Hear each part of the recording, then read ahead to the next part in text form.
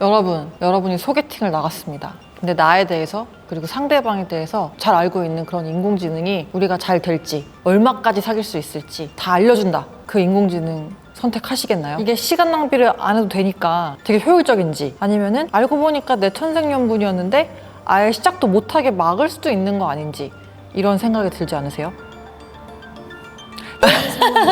제가 MBTI N 유형으로서 굉장히 좋아하는 이 블랙미러라는 넷플릭스 시리즈 드라마인데, 거기에 시스템의 연인이라는 에피소드에 나오는 그 이야기입니다.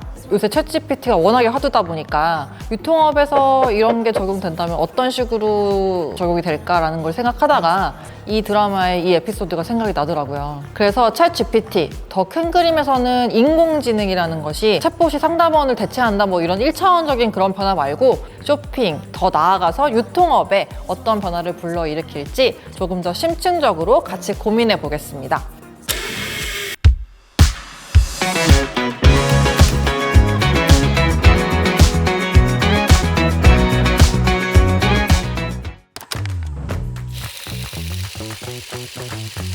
결정장애라는 말 참 평소에 많이 쓰는데요. 사고 싶은 게 여러 개인데 한 개만 사야 한다든지, 정말로 이걸 샀을 때 잘 쓸 수 있을 것인지 계속해서, 그게 아니면 당근행인지, 아니면 정말로 나한테 잘 어울리는 건지 수도 없이 고민을 하기 때문인데요. 근데 미래에는 이런 일들이 사치가 될 수 있다, 이렇게 보고 있어요. 제가 장바구니에다가 샴푸를 하나 산다고 담았습니다. 담는 순간 갑자기 뿅! 이런 메시지가 뜨는 거죠. 분명히 제가 좋아하는 향이거든요. 그리고 제가 좋아하는 브랜드이고 후기도 괜찮아요. 이렇게 결제를 하기 전이나 아니면 쇼핑을 하는 과정 중에 나를 가르치려 드는 일들이 비일비재할 거다, 이렇게 전망하고 있어요. 나보다도 나 자신을 더 잘 아는, 그리고 데이터에 기반해서 정확하고 편견 없이 그리고 합리적으로 이 쇼핑을 추천을 해주고 제안해주는 그런 인공지능이 탄생을 할 수가 있다는 거죠.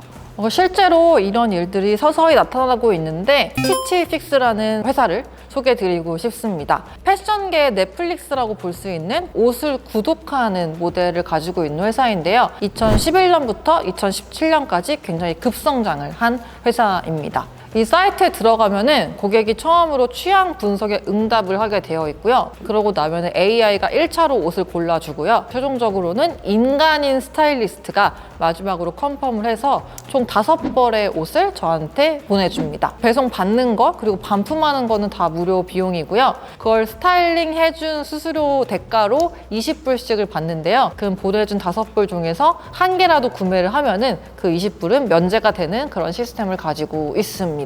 하루에도 그 제안해주는 스타일이 계속 같을 거라 생각하시겠지만 몇 번씩이 바뀌거든요. 그렇다 보니까 굉장히 방대한 데이터를 가지고 제안을 많이 해주고 있는 상황입니다.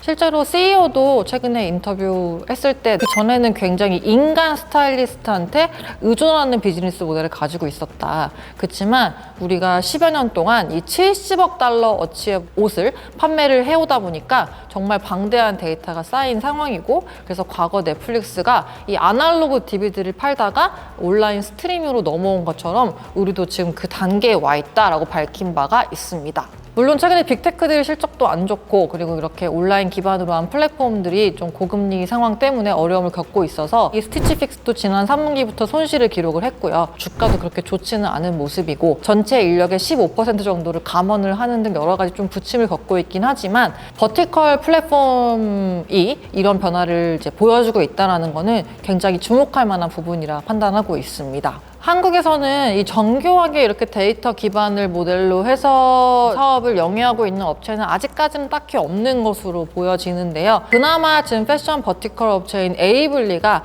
비슷한 서비스를 제공을 해주고 있습니다. 왜 그런 거 있잖아요. 우리 같은 엘리베이터에서 만났는데 어떤 여자분이 입은 옷이 너무 예뻐요. 근데 물어볼 수가 없어. 근데 그 디자인 브랜드도 몰라. 그랬을 때 이제 그거를 디자인으로 검색을 할 수가 있다. 예를 들어서 진주 단추가 달린 블랙 앤 화이트 가디건, 이런 식으로 검색을 할 수가 있는 거죠.